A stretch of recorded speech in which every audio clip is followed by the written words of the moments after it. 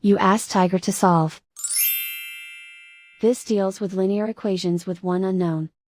The final result is a equals 3. Let's solve it step by step. Simplify the expression. Expand the parentheses. Multiply the coefficients. Simplify the arithmetic. Group all constants on the right side of the equation. Add 10 to both sides. Simplify the arithmetic.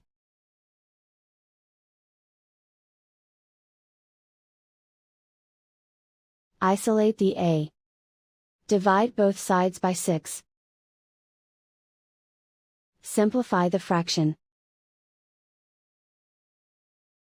Find the greatest common factor of the numerator and denominator.